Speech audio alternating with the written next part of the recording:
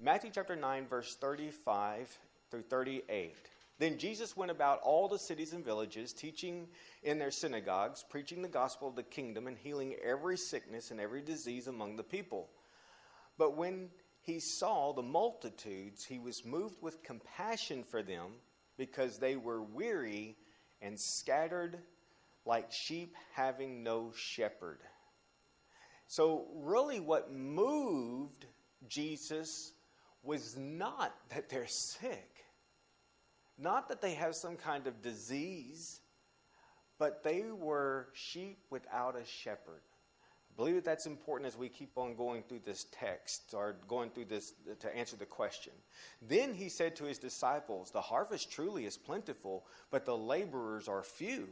Therefore pray the Lord of harvest to send out laborers in his harvest." Into his harvest. So this idea of going out certainly is not necessarily to heal the sick. We know that he did. He sent them out 2 by 2. But it was to make converts. It's to bring people into the kingdom of Christ. And what is more important, their physical condition or their spiritual condition? Definitely their spiritual condition. So Jesus didn't come to heal the sick in that sense, and that was his purpose by any means. So now turn to Mark 15 and verse 21.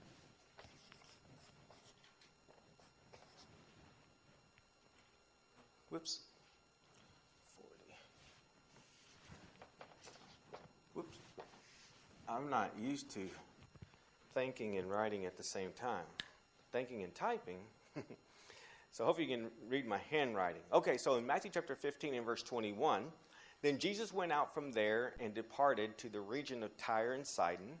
And behold, a woman of Canaan came from that region and cried out to him, saying, "Have mercy on me, O Lord, Son of David. My daughter is severely demon-possessed." But he answered her not a word. And his disciples came and urged him, saying, "Send her away, for she cries out after us." But he answered and said, "I was not sent except to the lost sheep of the house of Israel." So y'all remember this story? And this is a Canaanite. She's come from a far distance. Then she came and worshiped him, worshiped Jesus, saying, "Lord, help me." So at first she addresses him, "Have mercy on me, O Lord, Son of David." A descendant of David, to address him as such is to really call him king. It is to recognize Jesus as the Messiah who's going to sit upon the throne of David. This was not just kind of flippant words that she's throwing out there. This is really addressing him as the Messiah, one sent by God. And then she says, "Lord, help me." In verse 26, but he answered and said, "It is not good to take the children's bread and throw it to the little dogs." He is literally calling her a little dog.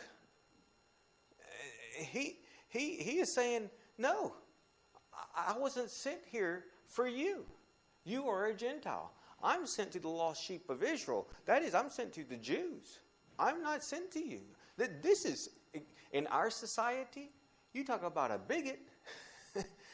In our society, you talk about racist. This is it. Now, is Jesus wrong? No, he's not wrong.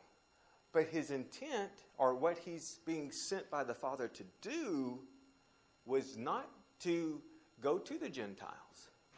In fact, we even see in regard to them staying in Jerusalem, and Jesus says that when they receive the kingdom on high, it'll stay there in Jerusalem, and it'll start in Jerusalem, Judea, Samaria, and then to the ends of the earth. It wasn't to the Gentiles and then the Jews. It was to the Jews. There was a progression. So my point is that Jesus is telling this woman, no, I'm not going to do anything for your daughter. I am sent to take care of the Jews in that sense. That's where it begins, and I don't have that liberty. But the story goes on in verse 27, and she said, "Yes, Lord, yet even the little dogs." She's not insulted, and if she is insulted, she's just like, okay, that is not important. my daughter is much more important than me being insulted by this, she refers to him as Lord and Son of David. She's very humble, yet even the little dogs eat the crumbs which fall from their master's table. In other words, please give me something. I'm desperate, please. I know you're telling me no, but please, she's begging. Then Jesus answered and said to her, "O woman, great is your faith. Now he's moved. Let it be to you as you desire." And her daughter was healed from that very hour. So he's coaxed. He's persuaded, but out the gate, he's saying, "No, I am not sent to you. I am sent to the lost sheep of the house of Israel." You might have your time down the road, but it's not today. He says no, but she persists, and he recognizes her faith, and he heals the daughter. So I would say that those two passages, one, he's willing to heal anyone and everyone that comes to him. But on this occasion, he puts the brakes on and says no. But she persuades him. So we could probably stop there, but we're going to continue.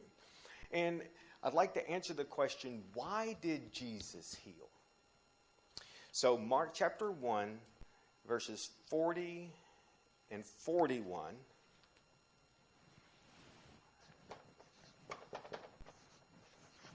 And then the next passage will be in Mark chapter 5. So hopefully that helps you to kind of, maybe you can thumb ahead as we address the passage prior. So he did it out of compassion. Jesus healed out of compassion. Mark 1, verses 40 and 41. Now a leper came to him, imploring him, kneeling down to him and saying to him, "If you are willing, you can make me clean." This is a leper. You don't touch a leper. Lepers are ostracized from their family. They have to be kicked out of town. They had their, like we've heard in times past, leper colonies. So they all grouped together because it was really, when it boiled down to it, a death sentence. It was an incurable disease. We still have leprosy today, but you can take some medicine and be all right. You literally lose digits. You start losing the feeling in your fingers, your nose, ears. If you've ever seen pictures of leprosy, it's pretty terrible. So your body's literally rotting off of you. The extensions of your body, like I say, your nose, ears, toes, fingers.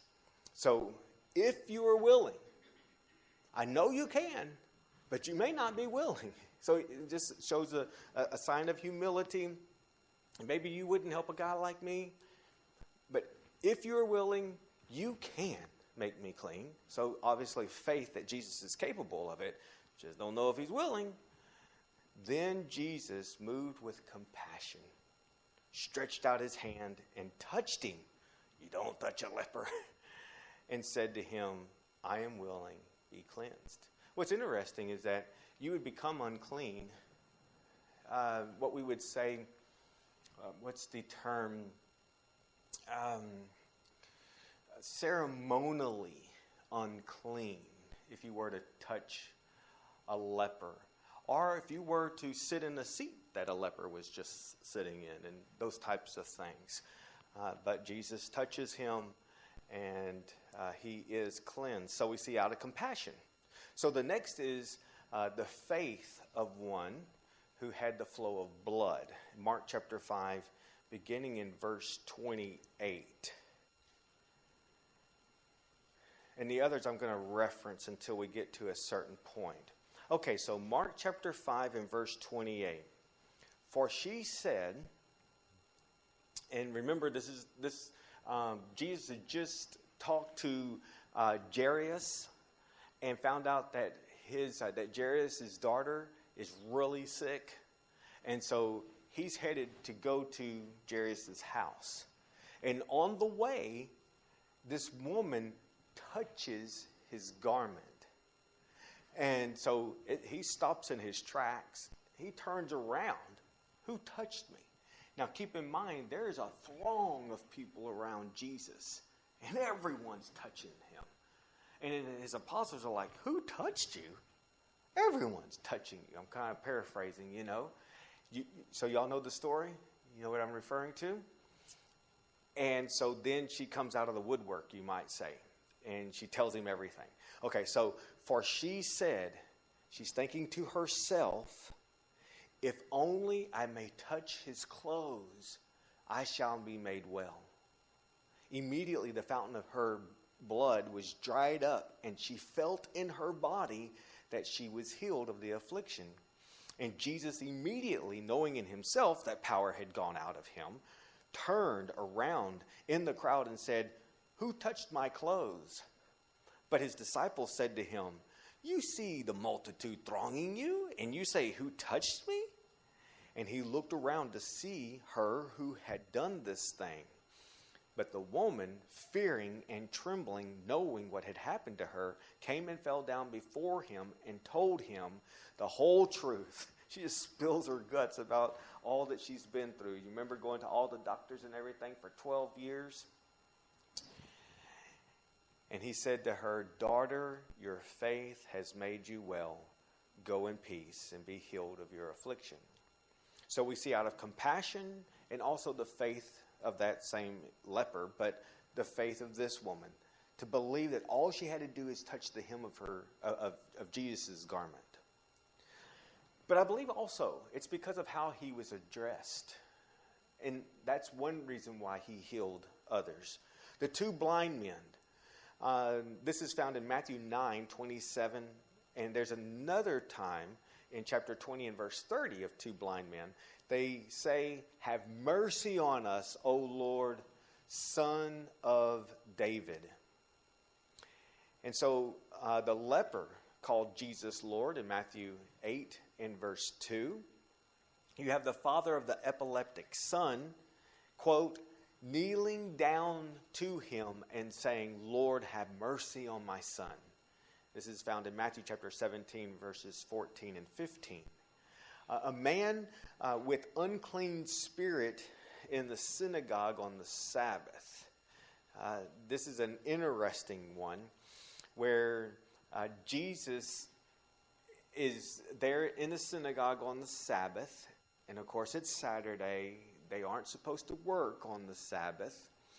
And they were watching him to see if he was going to heal someone on the Sabbath. Because if you heal someone on the Sabbath, what are you doing? You're being a doctor, right? You are practicing. And how dare you? You're breaking the law. Anyways, the demon said, let us alone. That's inside of this individual. What have we to do with you, Jesus of Nazareth? Did you come to destroy us? I know who you are, the Holy One of God. Found in Mark chapter 1 and verse 24. There's 10 lepers. So it's possible that he heals this man with the evil spirit, this unclean spirit, because how the spirit is referring to Jesus. But the 10 lepers say, Jesus, Master, have mercy on us, in Luke 17:13. There's another reason, I believe. So we've addressed compassion, faith for the one with the flow of blood, because of how he was addressed. And I think that some were healed simply because they were brought to him. And again, it's out of compassion. But it said, Mark chapter 1, verses 32 through 34, the whole city. Now, I don't think that everyone showed up, but you have a party for whatever reason, and there's a lot of people there, and you say, everyone came. You don't mean literally everyone, but probably a large majority of the city did show up. And also, the paralytic was brought to him. Remember, that was let down through the roof in Mark chapter 2, verses 1 through 12. So I think that sometimes people, Jesus would heal people just because they were brought to him, because of their faith that drew them to him.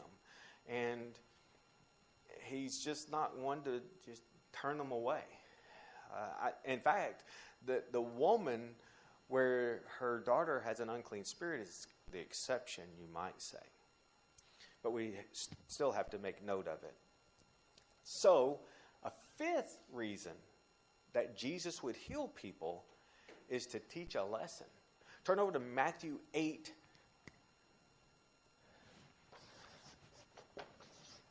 Matthew 8 and verse 5.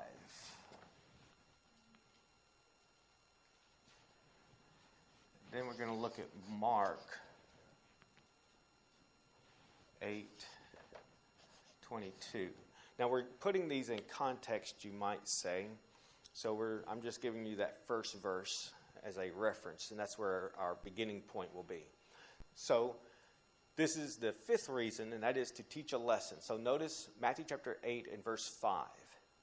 Now when Jesus had entered Capernaum, a centurion came to him, pleading with him, saying, "Lord, my servant is lying at home paralyzed, dreadfully tormented."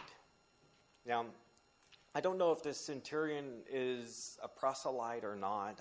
I don't know. He had to be a Roman citizen to be a centurion, a Roman soldier who's over 100 other soldiers. But nonetheless, verse 7, and Jesus said to him, "I will come and heal him," this centurion's servant. So the centurion answered and said, "Lord, I am not worthy that you should come under my roof, but only speak a word, and my servant will be healed. For I also am a man under authority. I have soldiers under me. And I say to this one, go, and he goes. And to another, come, and he comes. And to my servant, do this, and he does it." He understands authority. And we're not talking about this kind of guy that's a dictator. But just like anyone who has employees, he tells them to do something, they're going to do it. I hope you do what your boss tells you to do, right?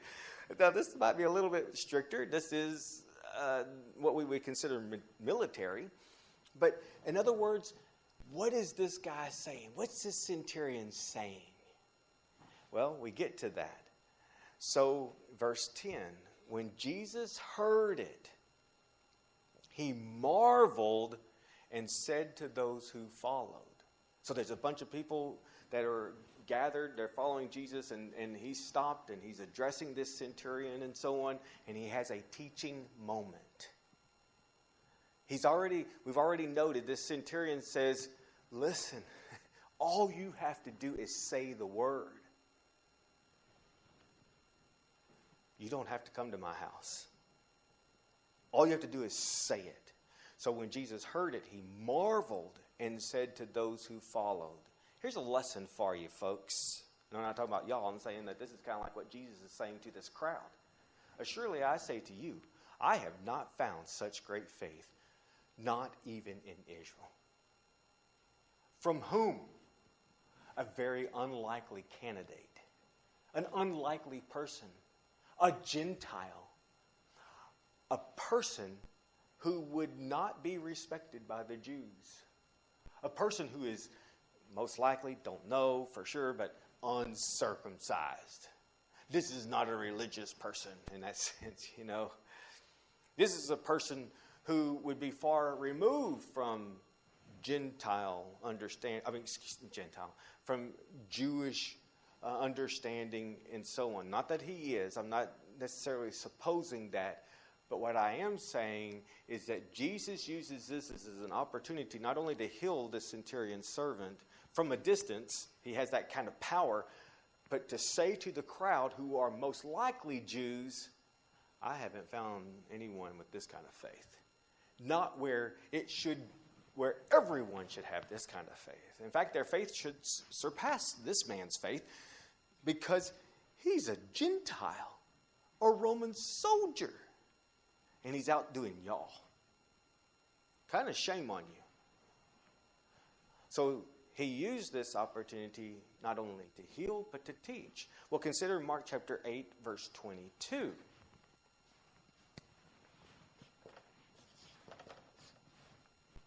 And then we'll go to Mark 3, verse 1.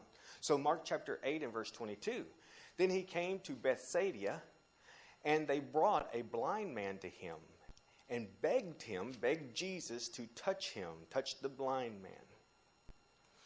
So he took the blind man by the hand and led him out of the town, which is quite interesting. We'll address this here in just a moment. Again, he's removing himself from the crowds, from as much what we might say spectators. So he took the blind man by the hand and led him out of the town. And when he had spit on his eyes and put his hands on him, he asked him if he saw anything. And he took him, and he looked up and said, I see men like trees walking. Many of the commentators suppose that this guy had once had sight and had lost it for some reason. Otherwise, how would he know a tree from a man in that sense? I mean, yeah, you could touch and that kind of thing, but, so I don't know for sure. But that's what he says. That's his response. I see men like trees walking. So why didn't Jesus just heal him? I mean, how often? In fact, I would say that in every other circumstance, there is no such thing as a partial healing except this account. In all the others, it's immediate, it's right then, it's in the same hour, something's mentioned, it's a complete healing, right? They didn't have to go to therapy for 6 months. They didn't have to have a follow-up with the doctor. They are healed. They walk away. They are able to see and so on. But not on this occasion. So he looked up and said, I see men like trees walking. Then he put his hands on his eyes again and made him look up. So this is the second time Jesus is doing something. And he was restored and saw everyone clearly. So your homework tonight is to go home and back up a paragraph. So I'll let the cat out of the bag. His own apostles are only seeing what they want to see, if you will. They do not have the faith that they ought to have. And so, in verse 14, if we back up to that paragraph that I referred to, Mark chapter 8 and verse 14, now the disciples had forgotten to take bread, and they did not have more than one loaf with them in the boat. And Jesus says in verse 15, take heed, beware of the leaven of the Pharisees and the leaven of Herod. And what do they conclude? Oh no, it's because we have no bread. We forgot to get the bread at the grocery store. And he's fussing at us. And so, are they right? No. In verse 17, why do you reason because you have no bread? Do you not yet perceive nor understand? Is your heart still hardened? Having eyes, do you not see? And having ears, do you not hear? And do you not remember? When I broke the 5 loaves for the 5,000, how many baskets full of fragments did you take up? And of course they say 12. Are you kidding me? When I say beware of the leaven of the Pharisees and the leaven of Herod, you think I'm talking about literal bread? You see how blind they are? How they couldn't see. He's talking about their teaching. And they missed it because they make the direct application that they forgot the bread. They didn't get nothing to eat. And Jesus is saying, are you kidding me? It doesn't say this, of course, but the idea, I can bring bread from these stones. I can call bread from heaven. He had sent bread from heaven. What's that called? Manna. Come on, guys. So they were only able to partially see instead of being able to see that Jesus was God. So read that whole text and see if you draw the same conclusion. So it was a teaching moment. The third is in Mark chapter 3, verse 1. you can do good on the Sabbath. And he entered the synagogue again, and there was a man there who had a withered hand. So they watched him closely, whether he would heal him on the Sabbath. Remember this? We referred to it earlier. So that they might accuse him. Oh my goodness, it's so crazy that they are this blind to the fact that Jesus is still healing someone, and only God, or at least by the power of God, would anyone be able to do this. But they want to find fault in Jesus so much they can see no good in him at all. So they're trying, they just hope that he heals someone on the Sabbath so they can condemn him for breaking the Sabbath, doing a work on the Sabbath. And he said to the man who had a withered hand, Jesus knows what they're thinking, step forward. Then he said to them, so he's looking to these Pharisees and so on and so forth, these religious leaders. He says to them, is it lawful on the Sabbath to do good or to do evil, to save a life or to kill? But they kept silent. Yeah, they're going to play dumb, in other words. They're not going to say anything to incriminate themselves. So in verse 5, and when he looked around at them with anger, being grieved by the hardness of their hearts, he, Jesus, said to the man, stretch out your hand. And he stretched it out. Is some kind of withered hand, right? And his hand was restored as whole as the other. Then the Pharisees went out and immediately plotted with the Herodians. And these would be Jews that had that carried on the Greek traditions and so on. They spoke Greek and that kind of thing. That's what the Herodians were. So they went out immediately and plotted with the Herodians, in which they condemned the Herodians. It's really amazing that they would even link up with these individuals, but how they might destroy him. So Jesus would heal someone intentionally for the teaching opportunity. Okay? All right. So Jesus healed in different ways. I am not going to preach for 55 minutes, but I could. So if you want the outline, I'm more than happy for you to have that. Jesus healed in different ways. He healed the blind. In one occasion, in Mark chapter 8 and verse 23, he spit on his eyes and touched him. In John chapter 9 and verse 6, he spat on the ground and made clay with his saliva, and he anointed the eyes of the blind man with the clay.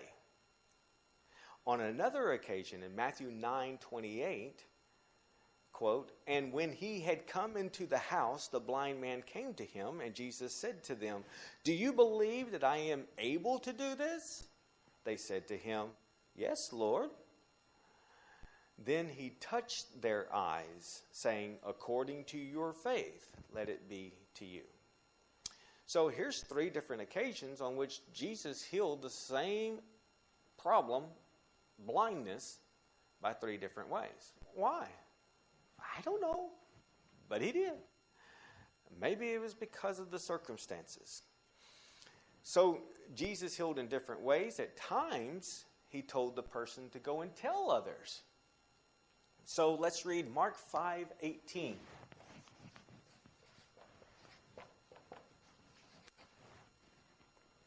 We'll begin in Mark 5:18. The next will be Matthew 15:31.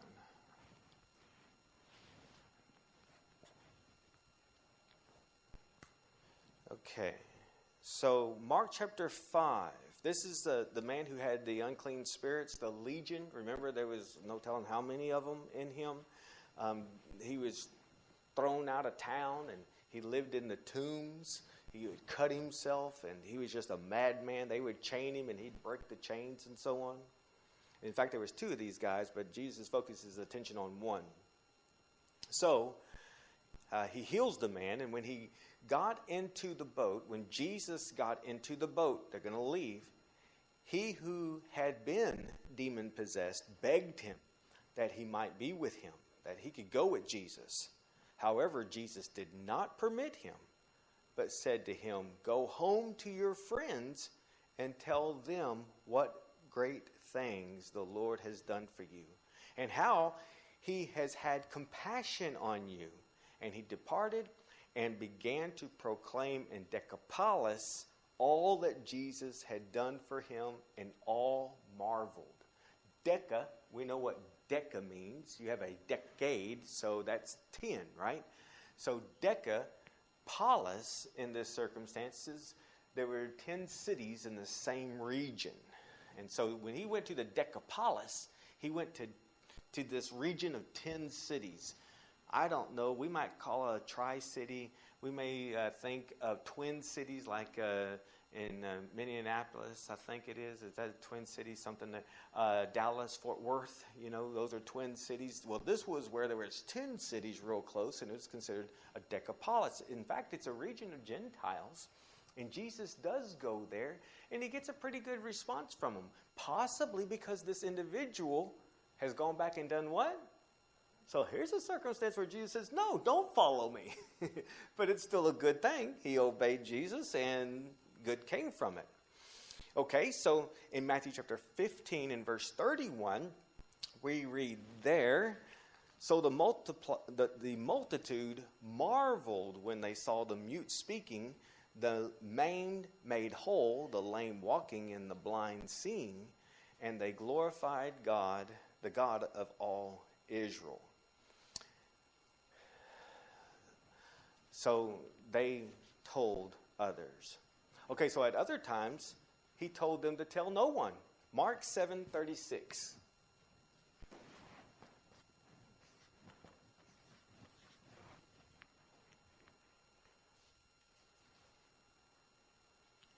Luke 5:14.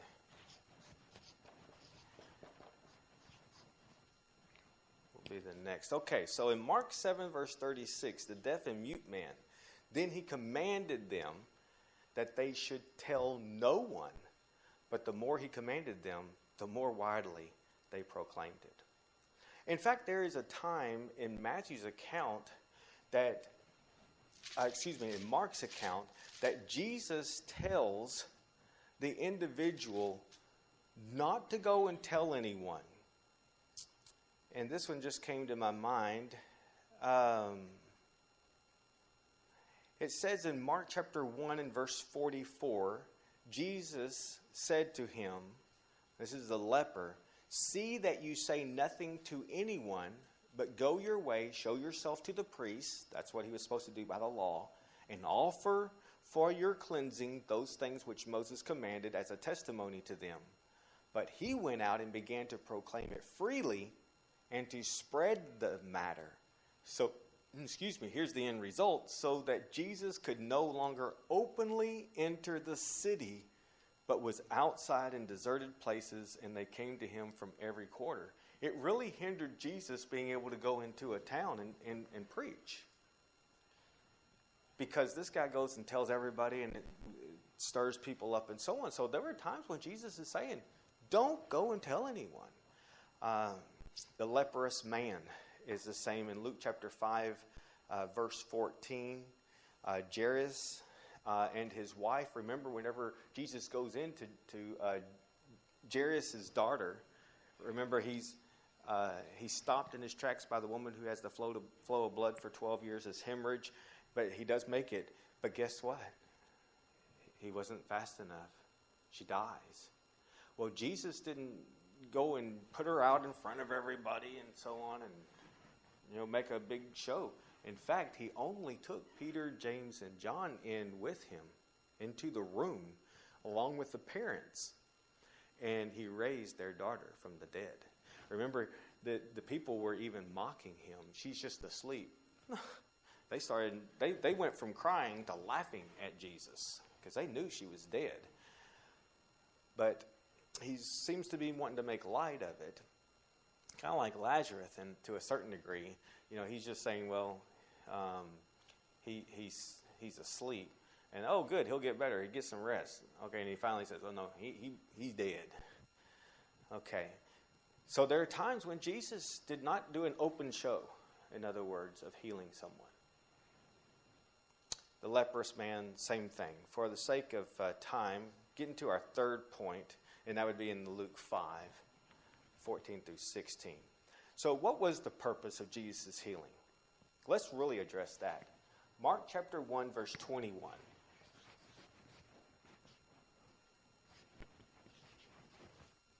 Mark 1:21. So we began by saying, did Jesus seek to heal? Well, sometimes he didn't have to seek. People showed up at his doorstep, you might say. They came looking for him. He didn't have to necessarily go looking for people. Word gets around and they're finding him.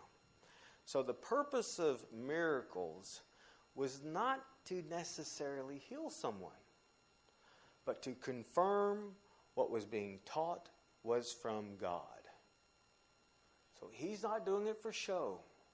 He's not trying to bring glory to himself in that sense to say, look what I can do. Mark chapter 1 and verse 21 beginning. Then they went into Capernaum, and immediately on the Sabbath he entered the synagogue and taught. There you go. He's teaching. And they were astonished at his teaching. For he taught them as one having authority, not as the scribes. Now, here is one of what they call a Markan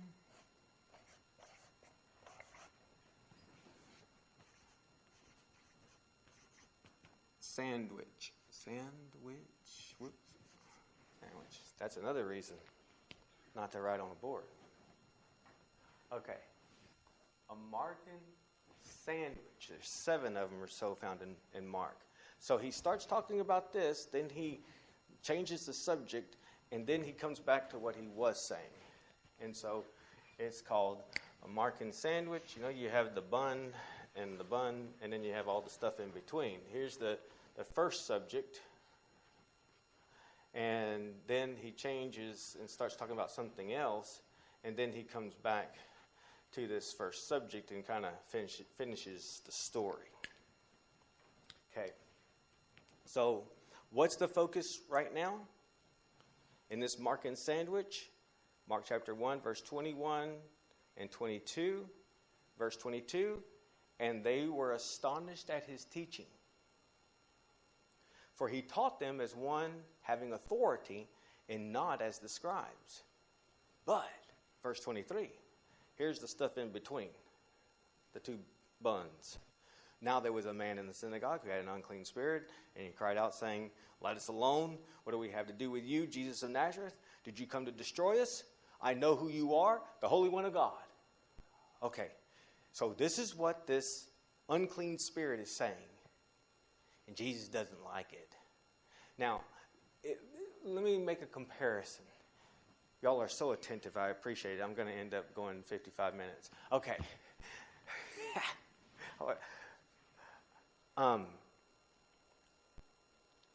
There's a guy in town. He's a known liar. Do you want him saying anything about you, good or bad? No. He can keep his mouth shut about me. Because everyone knows he's a liar.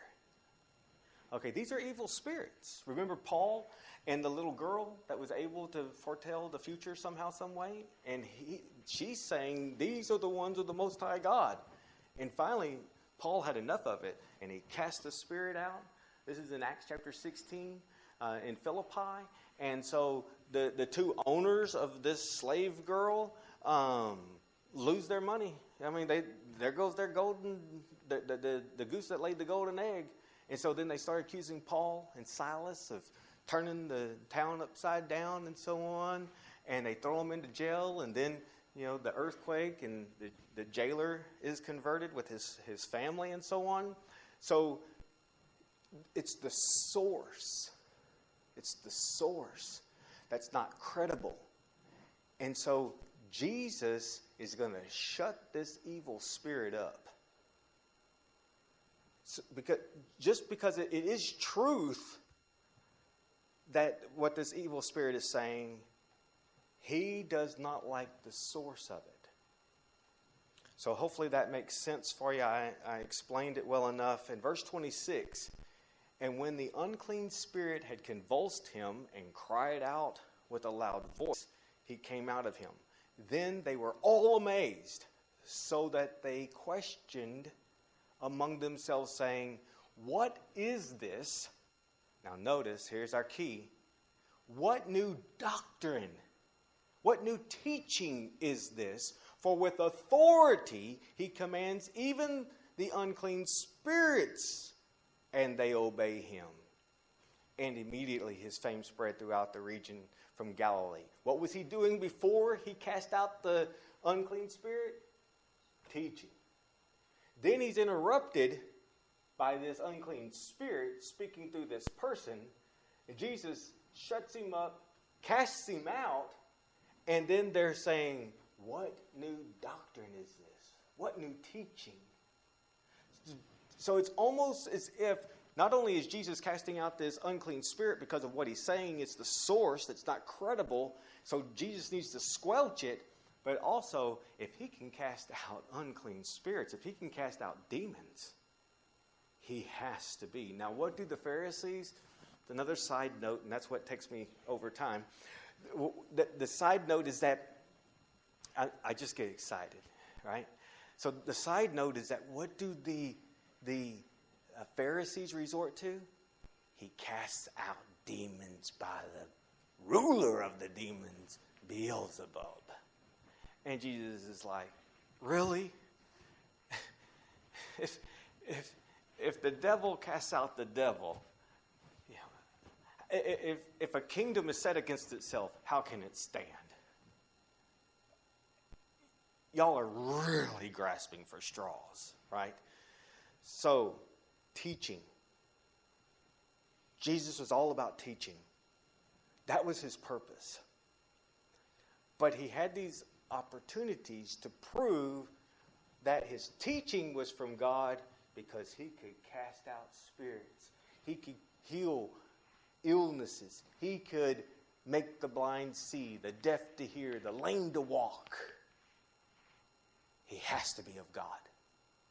I better listen to what he has to say. And so in John chapter 9, verses 1 through 3, now as Jesus passed by, he saw a man who was blind from birth. His disciples asked him, saying, Rabbi, who sinned, this man or his parents, that he was born blind? Jesus answered, neither this man nor his parents sinned, but that the works of God should be revealed in him. In other words, what I can do is from God, and it is to glorify God. The third reason I would say is to prove that Jesus was God, that he was deity. So it was to prove that what he was saying was from God. It is the mouth of God, you might say, the teaching. It is to glorify God, and it was to prove that Jesus was God. Y'all know this. So it is the paralytic that's let through the roof, right? And what does he say to the guy? He doesn't ask him why he's there.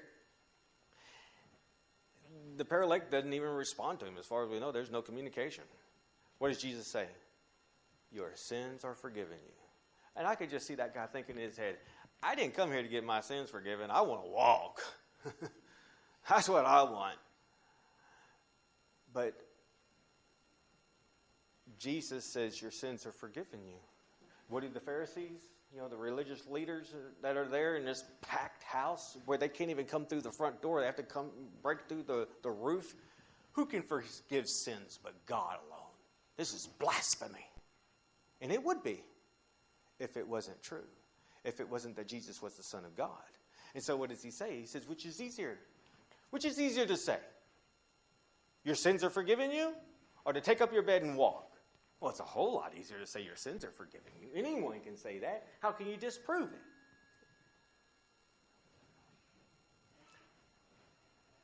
So that you may know that the Son of Man has the power to forgive sins. Take up your bed and walk. And that guy gets up off his cot that had to be carried by 4 people. and he rolls it up, and he walks. What is Jesus saying? He's saying, I am God. So Jesus isn't just running around healing whoever he can. In fact, under most circumstances, he's not going and seeking them out. They're coming to him. And if it was the truth, if it was really the truth that people could heal like that today, this is just another side note. Believe me, there would be masses. There would be masses of people being cured of cancer, blindness, deafness, whatever it is. They'd be getting cured. They just fell off the roof and broke a leg. They're going to find someone. Where's that guy? All right. That's another story. If you want to hear it, I'll share it with you afterwards. So Jesus' instruction to the 12 who were sent is found in Matthew chapter 10, verse 5, beginning, these 12 Jesus sent out and commanded them, saying, do not go into the way of the Gentiles, and do not enter a city of the Samaritans, but go rather to the lost sheep of the house of Israel, and as you go, preach, saying, the kingdom of heaven is at hand. Heal the sick, cleanse the lepers, raise the dead, cast out demons. Freely you have received, freely give. But what does he say first? Preach. Preach. Support what you're saying by being able to heal, to perform these miracles. Because they're going to have to conclude this is only from God. So whatever this guy is saying, it's from God, right? And so we can't go around healing anyone today, but we still preach day in and day out.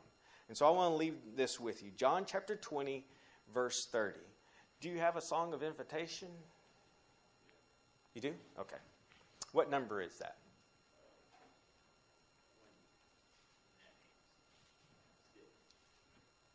197?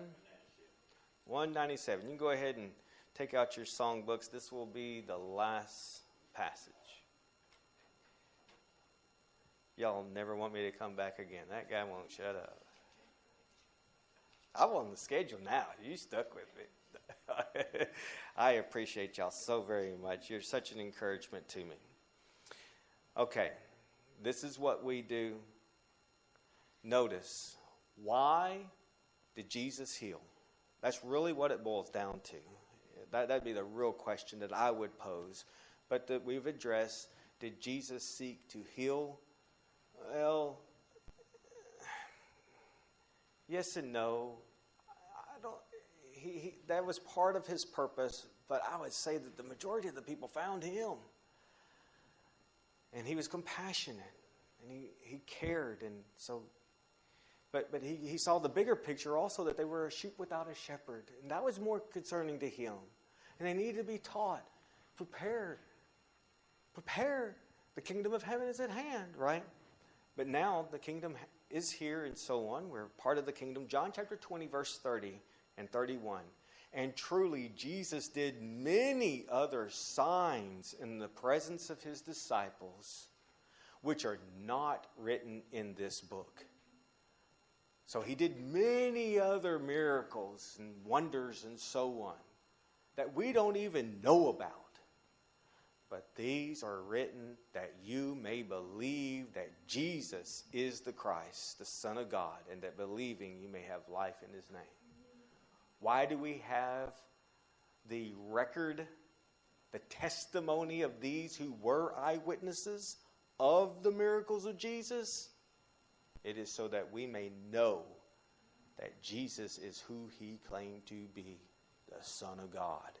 And we better listen to everything that he teaches and obey.